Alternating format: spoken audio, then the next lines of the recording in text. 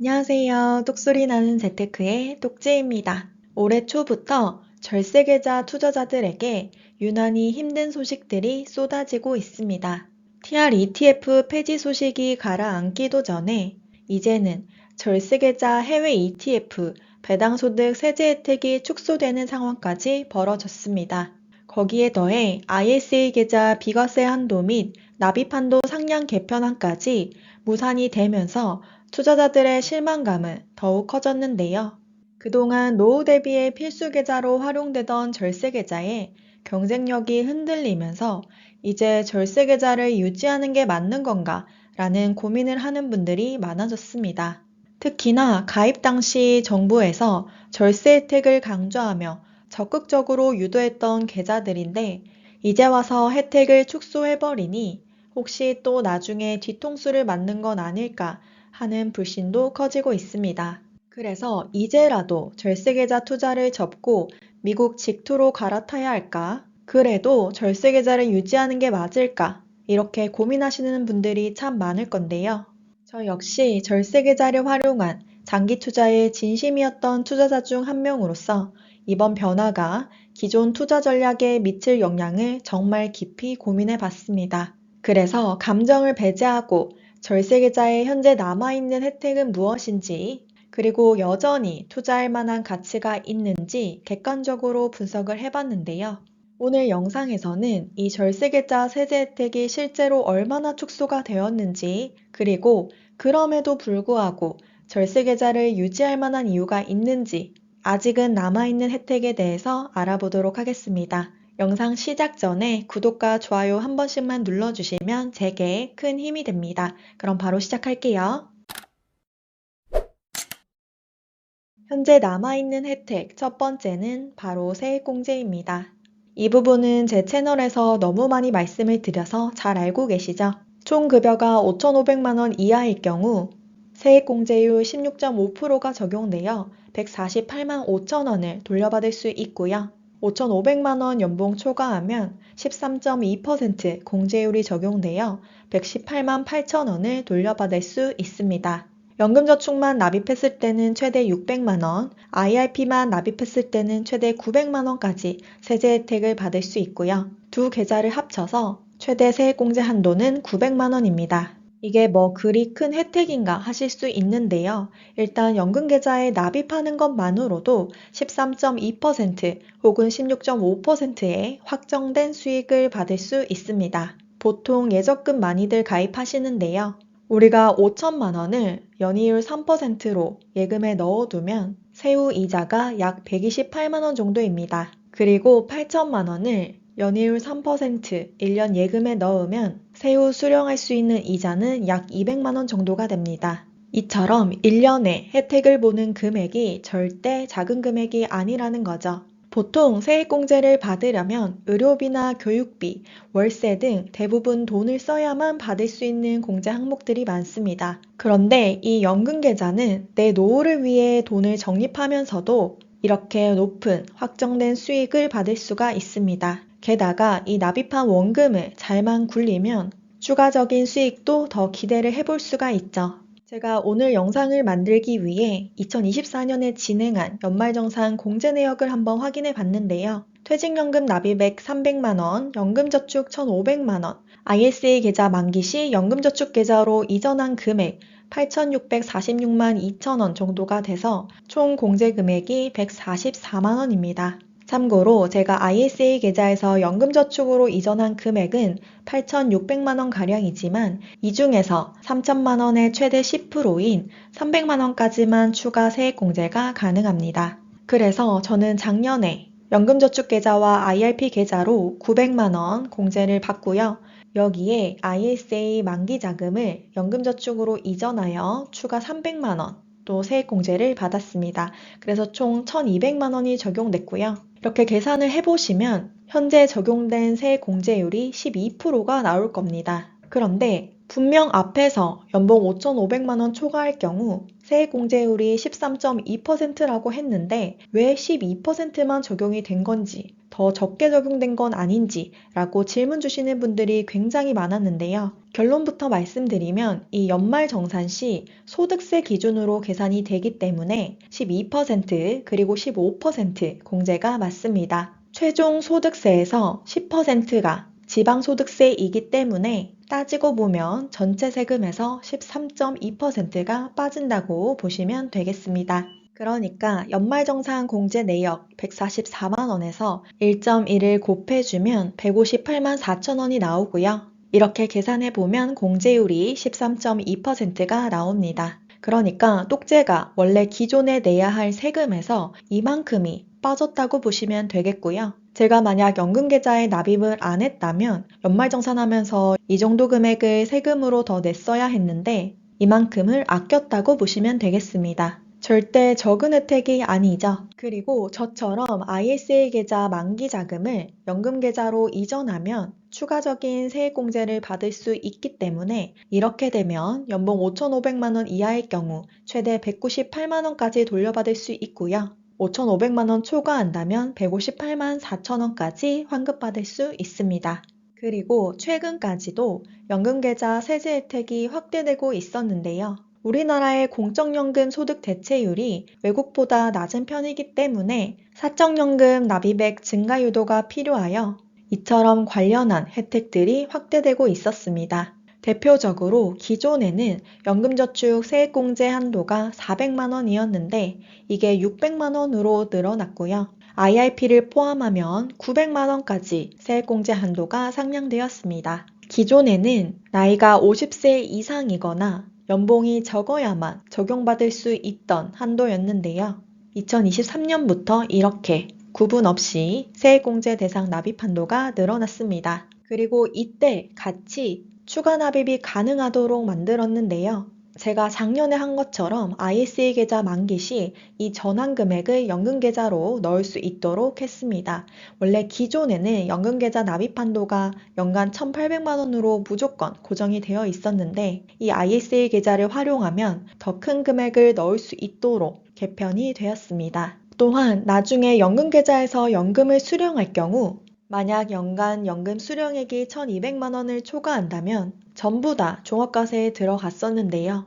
2023년부터는 연금소득이 1,200만 원을 초과해도 종합과세 말고 또 분리과세를 선택할 수 있도록 선택지가 하나 더 늘어났습니다. 그리고 2024년에는 분리과세 기준금액이 상향되었는데요. 바로 앞에서 연간 연금 수령액이 1,200만 원 초과하면 이렇게 종합과세 혹은 분리과세가 된다고 말씀드렸는데 24년부터는 이 금액이 1,500만 원으로 상향되었습니다. 물론 1,500만 원으로 올라도 월에 125만 원밖에 되지 않는 적은 금액이긴 한데요. 이게 앞으로도 올라주지 않을까 기대를 하고 있습니다. 당연히 물가가 오르는 만큼 오르는 게 당연하고요. 여러분도 아시다시피 연금보험료 등 소득세 공제 확인서를 떼면 연도별로 연금계좌 소득세 공제액 그리고 세액공제 대상 금액이 이렇게 다 뜨는데요. 저 같은 경우는 연금계좌에 납입한 지 10년이 넘었습니다. 그리고 최근에는 최대 한도 금액을 꽉 채워서까지 납입을 하고 있고요. IRP 계좌 역시 올해가 5년차 납입하고 있습니다. 두 번째로 남아있는 혜택은 과세이연입니다.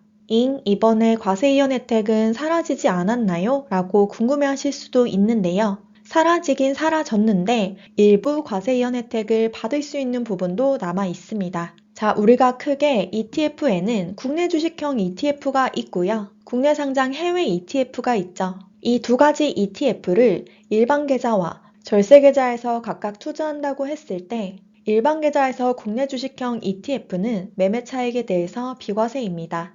절세 계좌에서도 역시나 비과세이고요. 분배금 같은 경우는 일반 계좌에서는 배당소득세 15.4%가 과세되고 절세 계좌에서는 과세가 이연됩니다. 두 번째로 미국 S&P 500과 같은 국내 상장 해외 ETF에 투자할 경우 일반 계좌에서 투자를 하면 매매 차익에 대해서 배당 소득세를 내야 하고요. 절세 계좌에서 투자한다면 과세 이연이 됩니다. 그리고 만약 분배금을 받는다면 일반 계좌에서는 역시나 배당 소득세를 내야 합니다. 그리고 이번에 문제가 된 부분이죠.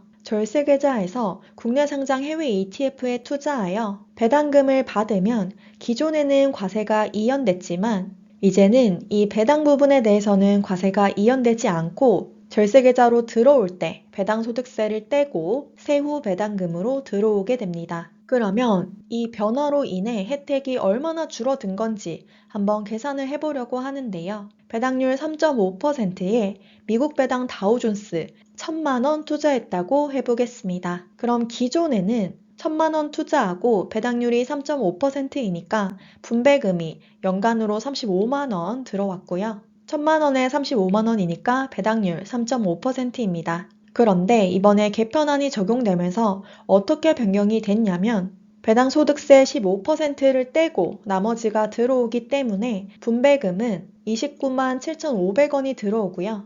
이것을 배당률로 계산을 해보면 2.975%가 됩니다. 동일한 절세계좌에서 1,000만원을 투자하는데 배당률이 약 0.5% 감소하게 된 거죠. 우리가 사실 ETF 총보수 0.01% 이런 거에도 조금 민감한데 배당률이 이만큼이나 감소가 됐다면 배당 투자를 주력으로 하시던 분들께는 꽤나 큰 타격이 있는 상황이 되었습니다. 내가 매달 받던 분배금이 이만큼이었는데 갑자기 0.5%가 감소돼서 들어온다면 기존 대비 분배금을 맞추기 위해 더 큰 투자금이 들어가겠죠. 이번에는 월에 100만원씩 투자했을 때 기존과 현재 변경된 상태에 수령 연 배당금이 얼만큼 차이 나는지도 계산을 해봤는데요. 참고로 배당은 모두 재투자한다고 가정했습니다. 기존에는 1년차에 연 배당금이 42만원이었다면 이번에 변경되면서 35만원으로 줄었고요. 기존에는 10년차에 수령하는 연간 배당금이 792만원이었다면 변경된 현재는 656만원을 수령하게 됩니다. 연금계좌다 보니까 20년, 30년 투자하시는 분도 있으실 텐데요. 월에 100만원씩 투자해서 투자 30년 차가 되면 기존에는 연간 배당금이 1억 3,500만원이지만 현재 개편안이 적용되면서 1억 400만원으로 확 줄었습니다. 그런데 이게 연간의 차이니까 이 30년 동안 긴 시간 동안 이 차이가 계속해서 누적해서 쌓인다면 더 큰 차이가 발생하게 되겠죠. 이렇게 연간 수령하는 배당금에서도 차이가 나는데 주식 수량 자체도 달라지니까 추후 매매 차익 면에서도 꽤 큰 차이가 나게 됩니다. 하지만 아직 남아있는 과세이연 두 가지가 있습니다. 바로 국내 주식형 ETF에 분배금 남아있고요. 그리고 국내 상장 해외 ETF에 매매 차익 부분이 남아있습니다.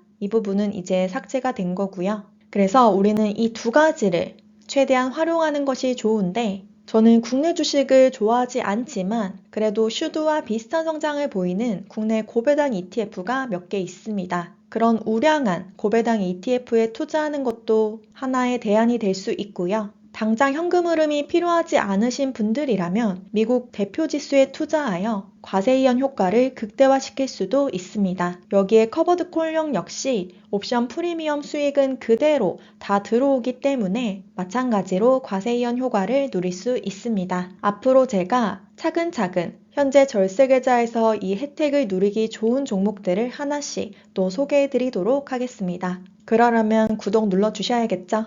그럼 여기까지 보셨다면 이제 해외 배당 ETF는 과세이연 혜택도 없는데 굳이 절세계좌에서 투자할 필요가 없는 거 아닌가요? 라고 또 의문이 생기실 수가 있는데요. 하지만 그럼에도 불구하고 또 어떤 사람에게는 여전히 메리트가 있습니다. 바로 이 세 번째 남아있는 혜택 때문인데요. 바로 종합소득세와 건보료 산정소득에 포함되지 않습니다. 우리가 일반 계좌에서 투자하여 이자와 배당소득, 그러니까 금융소득이 2천만 원을 초과할 경우 다른 종합소득과 합산하여 누진세율을 적용하게 되는데요. 이게 소득이 얼마 되지 않으신 분들은 크게 타격이 없다고 생각하실 수가 있지만 다른 소득이 많으신 분들 같은 경우는 이 세 부담이 굉장히 크게 늘어납니다. 그런데 어쨌든 이 절세계좌에서 투자하면 비록 배당소득세는 뗀 세후 배당금을 수령하긴 하지만 그 계좌 안에서는 아무리 많은 배당금을 받아도 종합소득세 산정소득에 포함되지 않습니다. 그래서 내가 다른 소득이 높아서 이 종합소득세가 조금 신경 쓰인다 하시는 분들은 과세이연 혜택이 사라졌지만 그럼에도 절세계좌를 활용하는 것이 대안이 될 수 있습니다. 또한 일반 계좌에서 투자하여 배당소득이 일정 금액 초과할 경우 건보료 부담이 늘어나는데요.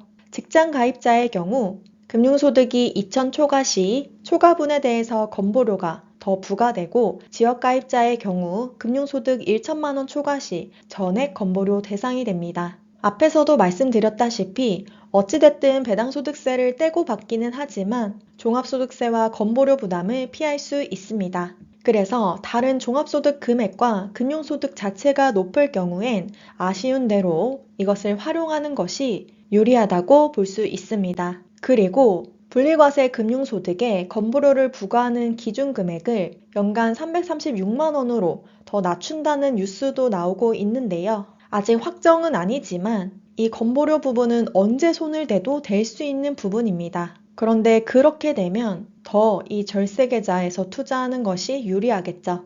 마지막으로 한 번 더 정리를 해보겠습니다. 외국 납부세액 공제 방식 개편에 따라서 이번 세제 혜택 축소는 배당 투자자들에게 꽤나 큰 타격이 있을 거라고 보고요. 하지만 그럼에도 불구하고 남아있는 혜택이 여전히 있기 때문에 이를 활용할 필요가 있습니다. 마음 같아서는 기존에 혜택 주던 거도 안 준다고 하니까 절세계좌 투자를 접고 싶지만 그래도 아직 남아있는 혜택들이 있기 때문에 저는 이득되는 부분이 있다면 활용을 하는 것이 맞다고 생각합니다.